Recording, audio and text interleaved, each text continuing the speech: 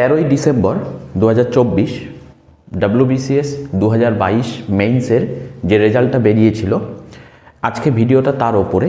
এবং এই ভিডিওটা তোমরা নেগেটিভ ভিডিওই ধরতে পারো। যারা 2022 WBCS মেইনস পাস করেছো তাদের সকলকে আন্তরিক অভিনন্দন। তোমরা পিটি ভালো করে দাও, তার প্রস্তুতি নাও এবং তোমরা সফল হও। অ্যাকচুয়ালি এখানে তাদের সঙ্গে এইটার কোনো সম্পর্ক নেই। যা বিষয় রয়েছে আমার অবজারভেশনে যতটুকু মনে হয়েছে, এখানে পিএসসির সিস্টেমের সঙ্গে আমার মতবিরোধ পিএসসির সিস্টেমের সাথে। কেন? তোমরা যদি ভালো করে তোমরা দেখো তাহলে একটা জিনিস খেয়াল করবে, এই যে WBCS এর যে সেন্টার কোড থাকে, জোন থাকে এবং সিলেক্টেড ফর পিটি, তোমরা যদি ওটা ভালো করে লক্ষ্য করো, 01 কোডে কলকাতা থেকে 124 জন পাস করেছে। কয়েকটা জিনিস তোমাদের চোখে পড়ার মতো হবে। 01 কোডে কলকাতা থেকে 124 জন এবং 04 কোডে ব্যারাকপুর থেকে 93। সংখ্যাটা আমার গুনতে 1-2 ভুল হতে পারে, কিন্তু মোটামুটিভাবে এরকম একটা সংখ্যা। তো তোমরা দেখো, যেখানে 510 বা 15 জনের মতো পাস করিয়েছে, তার মধ্যে এই দুটোকে যদি আমরা যোগ করি তাহলে সেই সংখ্যাটা হয়ে যাচ্ছে 215-র মতো, 217। সেই সংখ্যাটা প্রায় 217-র মতো।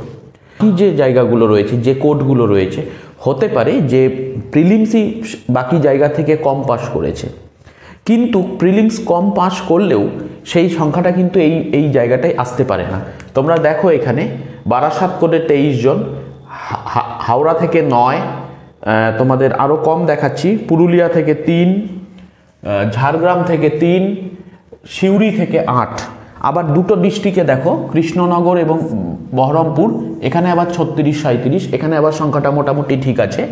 মালদা থেকে 15, বালুরঘাটে মাত্র 1, মানে দক্ষিণ দিনাজপুর কোডে মাত্র 1, রায়গঞ্জ উত্তর দিনাজপুর কোডে 10, এবং এরপরে জলপাইগুড়িতে 4, আলিপুরদুয়ারে 4, কোচবিহারে 6, শিলিগুড়িতে 11, কালিম্পংয়ে 3 এবং দার্জিলিংয়ে 3।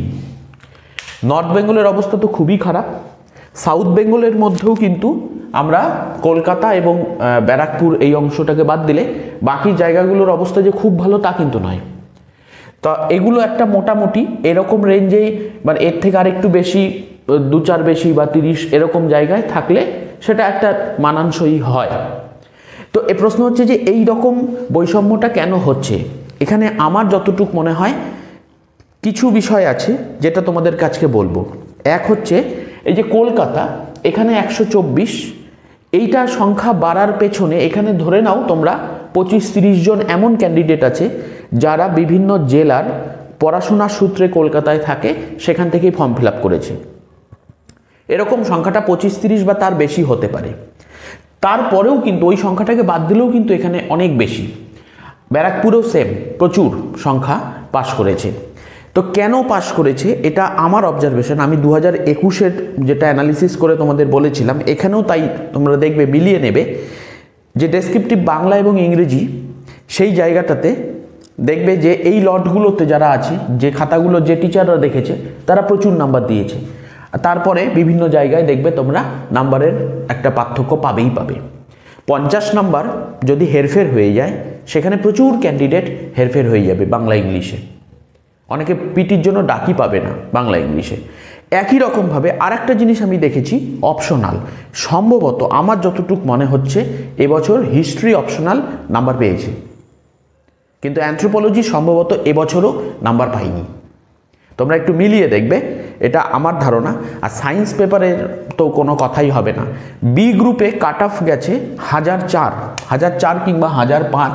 বি গ্রুপের কাট অফ গেছে 1004 কিংবা 5। আমাকে একটা জিনিস তোমরা নিজেরাই ভেবে দেখবে বিষয়টা, যেটা এমসিকিউ পেপার 800 মার্কসে হচ্ছে, সেখানে কিন্তু 500 থেকে 600-র মধ্যে অ্যাভারেজ ক্যান্ডিডেট থাকে। 500 থেকে 550-র মধ্যে ম্যাক্সিমাম থাকে। 550 থেকে 600 এই নাম্বারের মধ্যে যে ক্যান্ডিডেট থাকে তার সংখ্যাটা খুব কম। অধিকাংশ স্টুডেন্ট 500 থেকে 550-র মধ্যেই থাকে। তো কি এমন হলো যে এখানে 1004 কাট অফ, তার মানে যে হায়েস্ট পেয়েছে সে মোটামুটি 1020-র মতো ধরো, তাহলে 1020-র মতো যদি হয়, মোটামুটিভাবে সে কিন্তু অপশনাল আর ডেসক্রিপটিভ দিয়ে 500-র কাছাকাছি পেয়েছে। তো একদিকে কেউ পেয়ে যাচ্ছে 500-র কাছাকাছি, কেউ 300-ই তুলতে পারছে না বা 300-র অ্যারাউন্ডে থাকছে। তো এইটা কিন্তু একটা বৈষম্য, পিএসসির এই জায়গাটাই কিন্তু ভাবা উচিত, এটা আমার মনে হয়।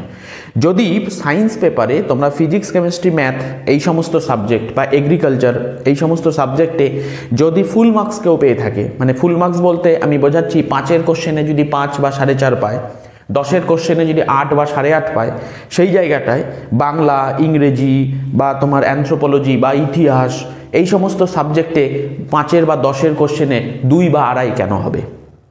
তাহলে একটা কাজ পিএসসি করতে পারে, পিএসসি বলে দেওয়া উচিত যে তোমরা অপশনাল শুধু ফিজিক্স, কেমিস্ট্রি এগুলোই নেবে, যারা পারবে নেবে, যারা পারবে না নেবে না। কি দরকার আছে তোমার অ্যানথ্রোপোলজি, হিস্ট্রি এই সমস্ত সাবজেক্ট, যেখানে 2000-এর ওপরে মানে মেইনস যারা অ্যাপিয়ার করে তার মধ্যে বলতে গেলে 2000 ক্যান্ডিডেটের থাকে হিস্ট্রি আর অ্যানথ্রো অপশনাল।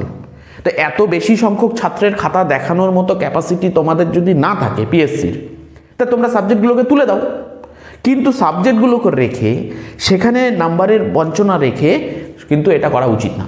এটা কিন্তু প্রচুর অ্যাসপিরেন্ট যারা, তাদের তো একটা আবেগ কাজ করে এখানে, সেই আবেগটা কিন্তু নষ্ট করা হচ্ছে এবং তারা কিন্তু হতাশার মধ্যে যাচ্ছে এই জায়গাটা। তো ডেসক্রিপটিভ পেপার বিশেষ করে অপশনাল এবং বাংলা ইংলিশ আমার অবজারভেশন বলছে যে ওই জায়গাটাই কিন্তু একটা মানে সমস্যা হয়েছে। তো পিএসসির নির্দিষ্ট কোনো গাইডলাইন আদৌ আছে কি না, বা থাকলেও যারা খাতা দেখেছে তারা মেনটেন করেছে কি না, এই বিষয়টা পিএসসি ভাবা উচিত বা দেখা উচিত। কে দেখবে জানি না, আদৌ দেখবে কি না, বা এই বিষয়ে এই প্রসঙ্গ কখনো পিএসসি ভাববে কি না এটা আমার জানা নেই।